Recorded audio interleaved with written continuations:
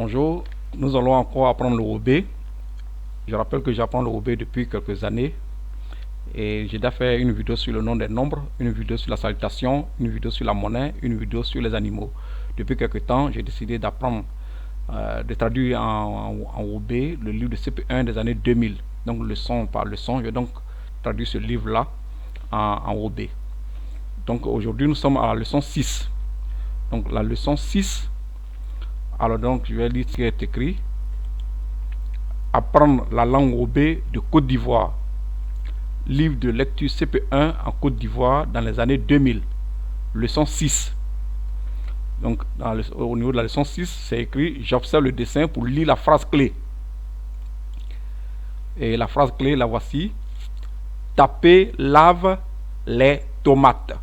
Je répète, taper, lave les tomates.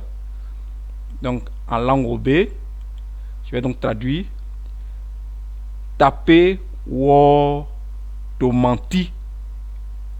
Je répète, taper wo tomati. Je rappelle que dans mon cours, le C renversé, comme ça, c'est lui que je prononce O. Donc, le O avec accent circonflexe, c'est le O fermé comme dans hôpital. Donc, on le prononce O. Donc, je reprends taper wo tomati. Encore, taper wo tomati. Alors, les déterminants ne sont pas dits dans la langue oué. Oué représente les roubaix et les guérés. Nous allons continuer. Traduisons mot à mot la phrase taper lave les tomates. On va traduire ça mot à mot.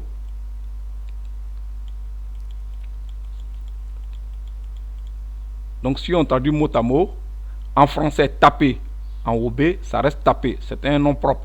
Le nom propre ne change pas d'une langue à une autre. Lave, qui est en français, en roubaix, c'est wo. En français, les tomates, en roubaix, c'est tomati.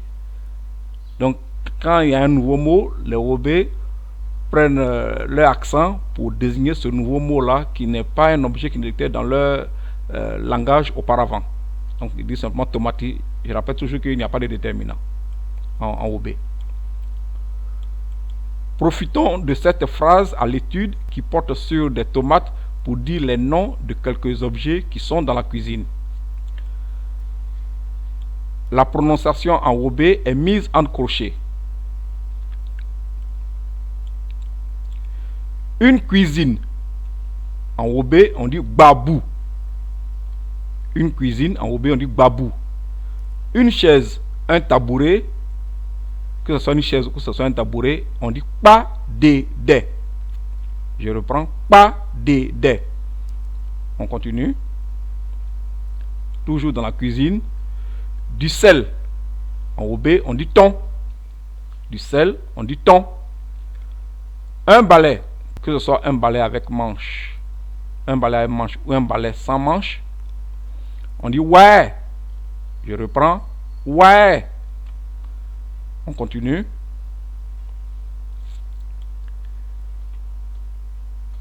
Du piment.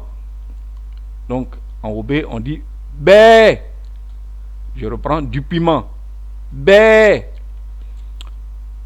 Eh bien, le mortier et le pilon. Un pilon. On dit en roubaix, son. Je reprends, un pilon. On dit son. Un mortier. En roubaix, on dit tuo. Je rappelle que le O avec accent complexe se prononce comme dans hôpital. Pour le O ouvert, j'ai fait un autre signe. Un feu. En roubaix, on dit né. Je reprends, né. Un avocat. En roubaix, on dit foca. Je reprends, foca. Je rappelle que toujours que en roubaix, les déterminants ne sont pas dits. On passe aux objets suivants. Une igname. En roubaix, c'est si. Je reprends, si. Un oignon. En roubaix, c'est djaba. Je reprends, djaba. On continue. Une patate. Une patate traduite en OB, c'est pansi. Je reprends, pansi. Une banane, c'est payé. Je reprends, payé.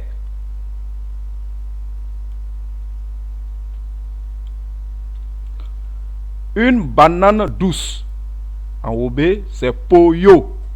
Je rappelle que le O avec l'accent circonflexe, c'est un O fermé. Donc, comme dans hôpital. Donc, poyo. Des graines de palmier. Des graines de palmier, en OB, on dit coin. Je répète, coin. On prend cela pour faire une sauce qu'on appelle la sauce graine.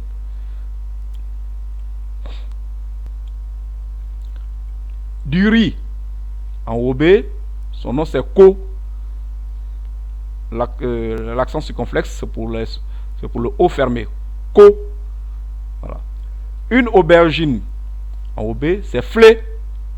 Je reprends, flé.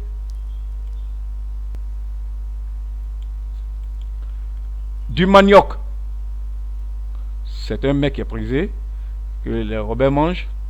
Donc, la prononciation en OB, c'est pas. Je reprends, pas. On continue. Des graines de pistache. On prend cela pour faire une sauce. En OB, c'est man. Je reprends, man.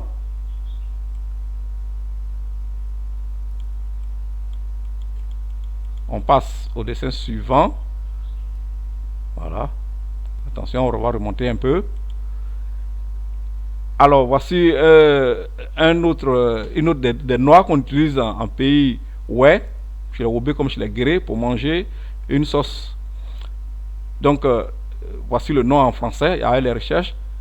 Des noix cassées de Livingia gabonensis. Livingia gabonensis. Cherchez ça dans Google, comme on donne le nom scientifique de ce mets-là, de cette noix-là. C'est communément appelé noix d'Ika. En OB, on dit plé. Donc, je reprends en OB, on appelle cela plé. On passe à l'autre image qui est à droite. Ce sont des noix de Rhysinodendron africanum. J'ai cherché ça dans Google pour qu'on me dise le nom réel. Et c'est communément appelé en Côte d'Ivoire akwi. En OB, on appelle cela kou. Je reprends, kou.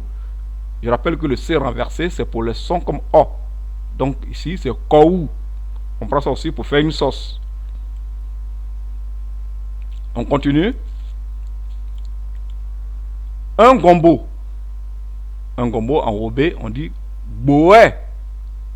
Boé. Donc le O accent circonflexe, c'est pour le O fermé. Une arachide. On va traduire ça maintenant en OB. C'est coin. Je reprends. Coin. Le O avec l'accent circonflexe, c'est pour le O fermé comme dans hôpital. Il y a des feuilles qu'on prend pour manger en pays ouais, pour faire une sauce. En français, on appelle cela une corette potagère. C'est communément appelé plala en Côte d'Ivoire. C'est communément appelé plala. Chez les Wobé, on dit serin. On découpe ça pour faire une sauce. Je reprends, serin. Une viande, que ce soit viande de poulet, viande de bœuf et autres, chez les Wobé, on dit nimi. Je reprends, nimi. On continue. Toujours dans la cuisine. Un poisson, c'est smi. Je reprends, un poisson, c'est smi. De l'atiéké. De l'atiéké, le Wobé dit tchéké. Je reprends, tchéké. On continue. Une huile, que ce soit une huile rouge ou bien l'huile claire, une huile, les Wobé disent tran. Je reprends, tran. De l'eau, les Wobé disent ni. Je reprends, ni. On continue toujours. Du pain. Du pain, les Wobé disent non. Je reprends, non. Un œuf. Les bébés disent son quin. Je reprends, son quin. Je vous dis merci.